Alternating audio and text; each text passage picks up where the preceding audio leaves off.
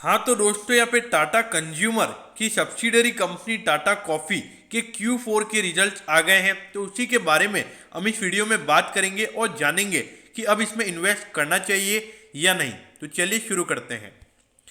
देखिए, सबसे पहले अगर हम पिछले क्वार्टर के कंपैरिजन में यहाँ पे रेवेन्यू को देखें तो यहाँ पे रेवेन्यू 11% बढ़ा है। तो पिछले क्वार्टर के कंपैरिजन में 11% रेवेन्यू बढ़कर 591 करोड़ का यहाँ पे टोटल रेवेन्यू टाटा कॉफी का निकल कर आया है। अब इसके बाद अगर मैं नेट प्रॉफिट की बात करूं तो पिछले क्वार्टर के कंपैरिजन में 14% की प्रॉफिटेबिलिटी यहां पर टाटा कॉफी की बढ़ी है और जो टोटल प्रॉफिट निकल कर आया है वो है 57 करोड़ का। तो देखा जाए ऑल ओवर यहां पे परफॉर्मेंस अच्छा है।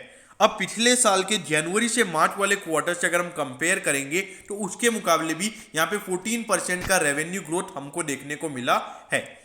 अब इसके बाद जो ईयर ऑन ईयर का प्रॉफिट है, मतलब पिछले साल के जनवरी से मार्च वाले क्वार्टर के कंपैरिजन में यहाँ पे 137% की प्रॉफिटेबिलिटी टाटा कॉफी की बढ़ी है। मतलब पिछले साल के जनवरी से मार्च वाले क्वार्टर के कंपैरिजन में प्रॉफिटेबिलिटी डबल हो गई है। मतलब पिछले साल अराउंड कंपनी का जो प्रॉफिट था वो 20 से 25 करोड़ के लगभग था और अभी ये 57 करोड़ के लगभग निकल कर आया है। तो ऑल ओवर यही बोलूंगा कि टाटा कॉफी के रिजल्ट बहुत अच्छे आए हैं और मार्केट भी इसे बहुत पसंद करेगा।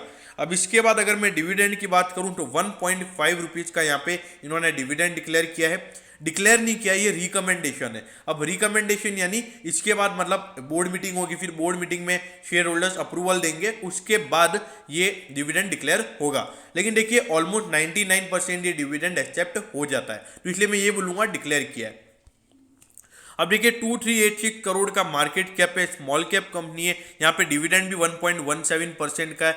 अगर हम इंडस्ट्री का पी देखेंगे तो उसके मुकाबले यहाँ पे वैल्यूएशन अच्छा खासा नजर आता है। एक अंडर वैल्यूड शेयर हम कह सकते हैं। लेकिन देखिए प्रोडक्ट पोर्टफोलियो इतना वाइड नहीं है।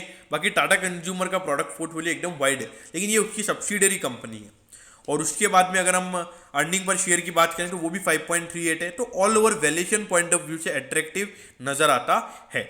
अब इसके बाद अगर हम देखेंगे तो हर साल आप देख सकते हो, हर साल 2018 में थोड़ा सा रेवेन्यू गिर गया था, लेकिन उसके बाद लगातार कंटिन्यूअसली इस कंपनी का रेवेन्यू बढ़ता हुआ नजर आ रहा है।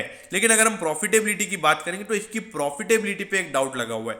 लेकिन इस बार प्रॉफिटेबिलिटी भी कंपनी ने, जो डाउट इतने टाइम से लगा हुआ था वो वाला डाउट भी इन्होंने कंपनी ने क्लियर कर दिया है। और इस बार कंपनी का जो टोटल ओवरऑल पूरे साल का प्रॉफिट है वो 100 करोड़ से ज्यादा का निकल कर आया है।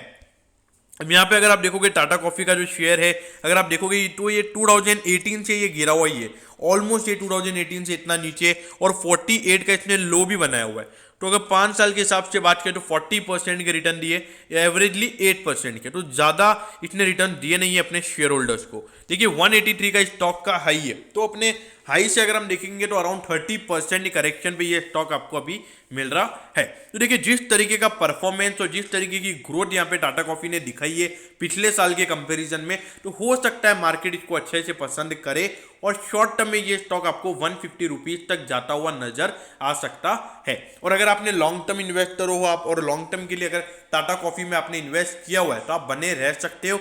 और जो लोग इन्वेस्ट करने का सोच रहे हैं, मेरे ख्याल से अच्छे वैल्यूएशन पर मिल रहा है, कोई इतना हाईली ओवर वैल्यूड या अंडर वैल्यूड भी नहीं कहूंगा, एक अच्छे वैल्यूएशन पर मिल रहा है, यहां पर बाइंग की जा सकती है।